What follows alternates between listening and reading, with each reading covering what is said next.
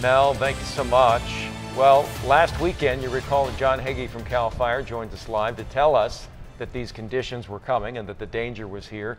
And he joins us again this morning live to talk about what we can expect at this point, now that we're dealing with a fire that's occurred.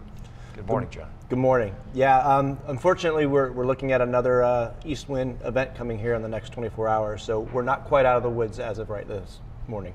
How are the crews doing? I know we talked about, we're coming up on the 48-hour mark. I know many of them have not had any break whatsoever. As we take a breath this morning and the winds are a little quieter, will there be an opportunity for some of those crews to go home and maybe some fresh crews to come in case of something flaring up? Yeah, well, we should be getting some fresh crews in, and they were coming in yesterday. So therefore, some of those people that were double shifted, that were on the fire from the inception, should be getting off this morning and fresh crews. So they'll be getting some much needed rest and relaxation. Jon, last weekend we talked about you work with computers and computer models that try to predict what these winds will do and where the fires may flare up or have the greatest chance to flare up.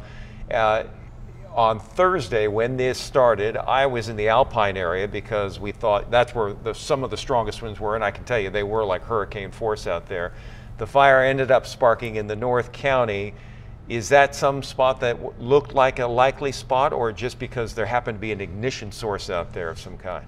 There just happened to be an ignition source out there that day.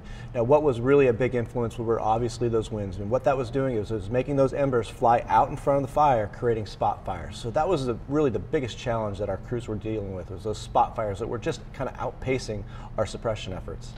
A lot of folks talking about that evacuation zone and what might or might not change over the next 24, say 36 hours. Will folks be allowed to get back into some of those areas that are perhaps the most at risk, or are you thinking those evacuation orders will linger on?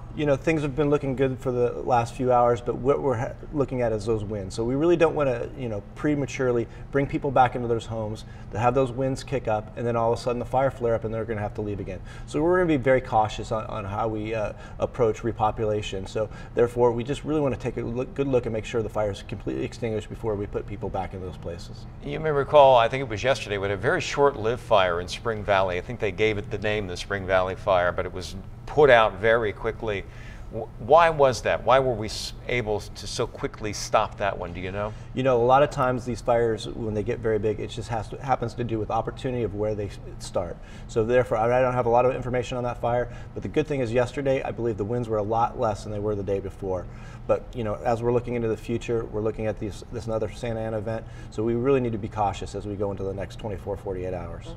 All right, Jon Heggie from CAL FIRE, thank you so much for being available, and lots of great information. We'll continue to lean on you as we expect maybe new numbers within the next hour or so on containment. Hopefully. Hoping those numbers are going up. All right, thanks so much.